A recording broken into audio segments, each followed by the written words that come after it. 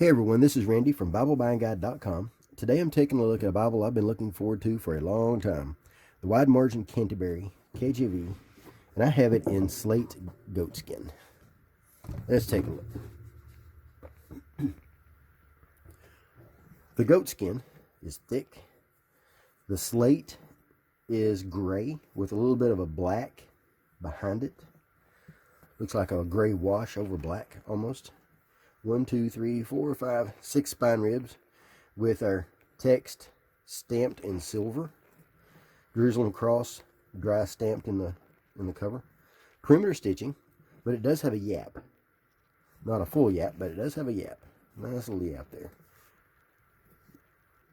And then we have red under silver art gilt, 3 red ribbons, 3/8 inch double-sided satin, and then red head tailbands. The liner is calf split red. It looks like cherry red. Looks really nice. And then this end sheet matches. And then we have the tab here. We have a silver gilt line all the way inside. Looks really nice. Nice and elegant. It's floppy, flimsy, but you can hold it. It doesn't feel like it's gonna come apart in my hands. I can hold that with no trouble at all. I can carry that around, no problem.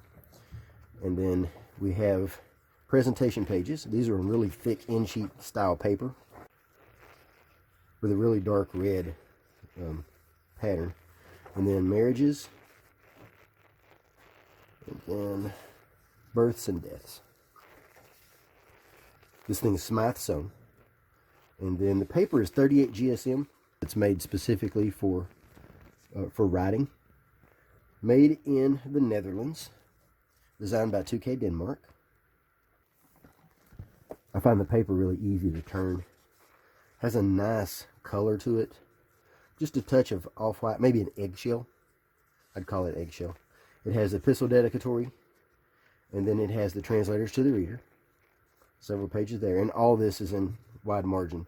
What they've done is they've taken the regular Canterbury, shrunk down the text, and then made wide margin. So the pagination is the same. There's only one major difference, and that major difference is that it does not have the self-pronouncing markings in the text. The Canterbury has the self-pronouncing markings that divide the syllables. They've removed it from this. But it does have a 9.5 point font, line matched, with red, the dark red highlights all the way through. Section headings are in black, in all caps, and then the verse numbers are in red, as well as the pilcrows. Looks nice. We have references in the footer. It does not include the translator's footnotes. So let's see how much space we've got. About 1.5 inches on the outside, about 1 1/8 inches on the inside, something like that. This is just rough numbers here. We have about 1.5 inches on the bottom, close to it, and almost 1 inch on the top, in that range. The 9.5 point font is really dark. I like it a lot.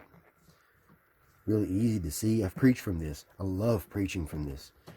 I enjoyed every minute of it. Psalms is in single column. So we can get over here to Psalms. It's over here somewhere. Single column Psalms. And it does break up most verses in smart places. There are a few places where I would like to see it broken up a little better, but most of the time it does break it up in good smart places. Really easy to read. The drop caps for Psalms take 4 lines, while the drop caps for everything else takes 5. And this is a red letter edition. So over here in the New Testament, we see our red letter. Looks really sharp. This is a good red. This is a good dark red. I like a dark red. This is the kind of red that I like. This works for me. This works well for me. And then have no issues turning this paper. Really nice paper. It's got a little bit of a, what they would call tooth. A little bit of a rough texture for writing. This paper is made for writing. And then way back here, see, Revelation is also in red. There you can see the red. If that shows up well on the camera. And we have our glossary to the King's English. It's a really good glossary. Shows you words that have changed in meaning or we don't use anymore. In a few of them, it does give you references where the words are found, but not in all. But still, it's plus being in wide margin, you can add your own. I like that a lot. Then we get into our concordance. Now, I have to say there's one thing. I do have one complaint about this Bible, and it is the concordance. I personally felt that the concordance in the regular size edition was as small as I could possibly handle it. This one, they've reduced it even smaller. It's a good concordance. Something like 43 pages, if I remember correctly. It's a good concordance. It does have a decent amount of entries. It does have some biographical information. But it is kind of small. I typically don't say a font is too small because it might not be too small for you. It might be too small for me. That's a matter of opinion or a matter of personal need. I think a lot of people will find this concordance too small. The entries themselves are about a 4-point font, and the references and the text for the references are about a 3-point font. That's just guessing, but I think that's very close. I would like to see, and it's in wide margin also. I do like the idea of having a concordance in wide margin so you can add your own material, but I would like to see this done like Cambridge does with their Pitmanian based wide margin Bibles. They actually make it take the full page. They don't have a wide margin for the concordance. They've reset the concordance. I'd like to see this concordance at the very least the same size as the regular edition. Now we have about 8 pages, 10 pages, I think 10. They're just blank paper for notes. That's the same paper, the same 38 GSM as the rest of the Bible. And then we have 32 pages that are lined double column. This is thicker paper. I don't know the GSM of this paper, but that's notebook paper. 32 of these. Good for notes. And then we have our Bible maps. I love these colors. These are my absolute favorite colors of any maps I've ever used. Lots of maps. We have 12 maps and we have a couple of charts. Really nice. They include dates, kingdoms, references, scripture references, routes. Lots of good information here. And then, let's look at the chart.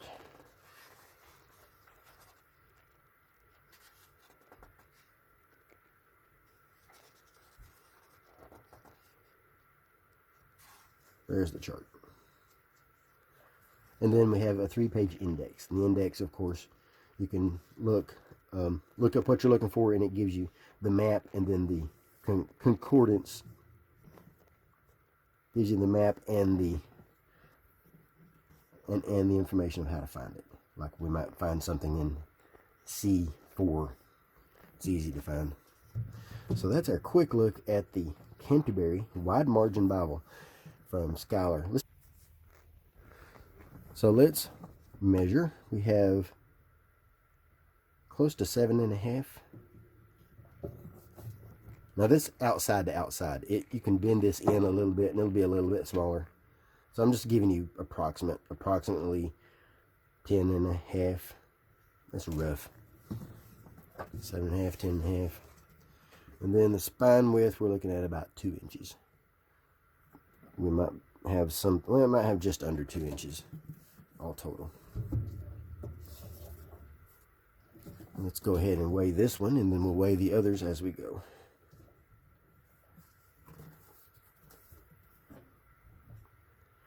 £3 11.3 ounces. About the size of a study Bible. So if you're used to carrying around a study Bible, you won't have any trouble with this one.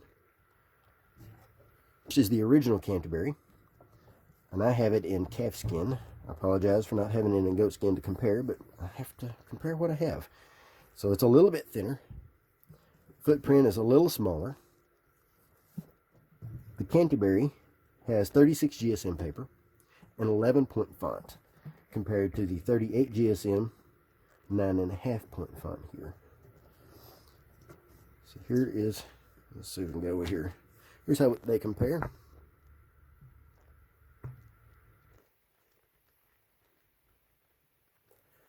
So let's do some weights and measures. For comparison, here is the concordance I was talking about.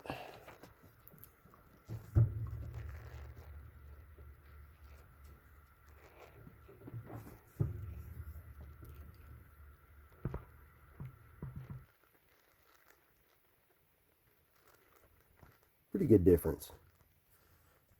That's a little bit difficult to see. It's my only complaint. For reference, let's compare. This one is 3 pounds, 0.5 ounces.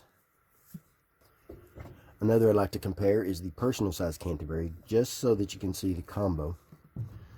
And the difference with the personal size, it has 28 GSM paper and does not include a concordance. So here's our difference in our print.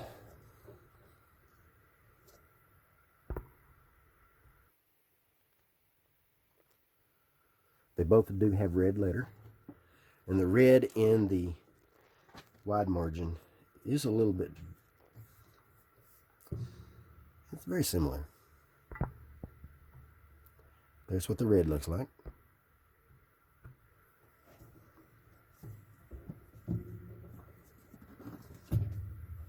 And the last one I'd like to compare is the King James Concord wide margin from Cambridge.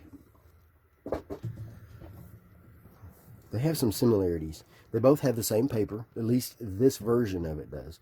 I've heard that the new version has gone to 40 GSM paper. I haven't seen that, so I don't know that for 100% fact, but this one is 38 GSM paper, exactly the same paper.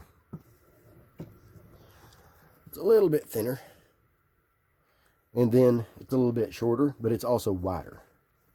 You can see the difference in width there. Same paper, about the same dimensions in margin, but it has an 8-point font compared to the 9.5 point font. This one is black letter. This is a darker font, but smaller, which does help it to be very readable. Here's how they compare. And then, for the sake of argument or the sake of reference, this one does have more pages in the back to read or to mark. And it has a larger concordance, a larger font size concordance. And a bigger concordance all the way around. And it also does have the glossary. And for reference, let's weigh this one.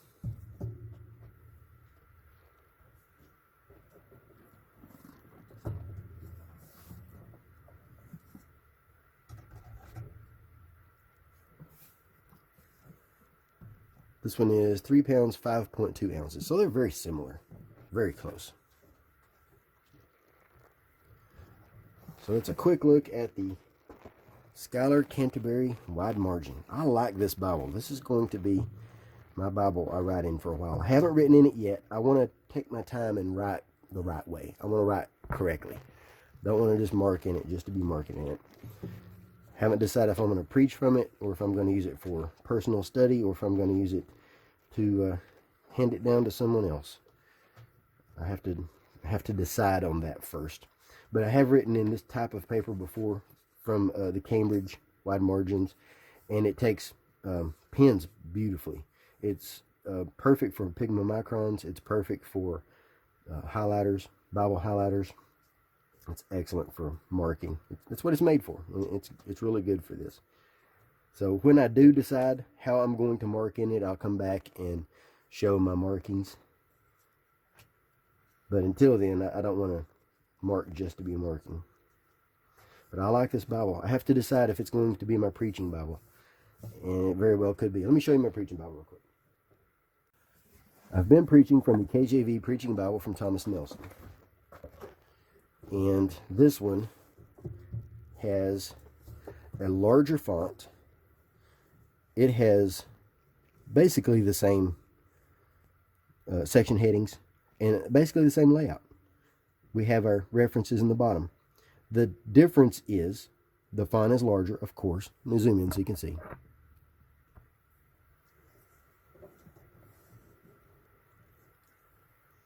But at the same time, I find the font in the Scholar large enough. I don't necessarily need it this large. That's not why I chose this Bible to preach from. I chose this Bible to preach from because I like the paper, and because I like the print, and because I like the level of opacity, and because I like the fact that all of the definitions are on the page. I can add them to my page here, next to the verses. The problem with this one is that if you see a letter or a number, if you see a number, you have to find it down here. The way around that is to mark them, but then I have to study and mark them, and I might not want to do that. I don't know. I haven't decided on that yet. But the advantage in this would be that they are right there next to the verse, right where I want them. Or I could place a little mark and know to go to the glossary and look. So it depends on how I want to use it. If I'm going to use it for preaching, I want it right here. If I'm going to use it for personal study, then I can just know to go to the back and look. So that's I need to figure that out. So that has the potential to become my preaching Bible. Absolutely. No problem with that at all. Carry that around with me, going on evangelistic tours, whatever it takes. Whatever the Lord calls. So that's a good Bible. I'm liking that. So I will post some links in the notes where you can see the written review at BibleBuyingGuide.com. We can make a purchase at evangelicalbible.com. This was purchased for review. And if you have any questions, let me know. Thanks for watching.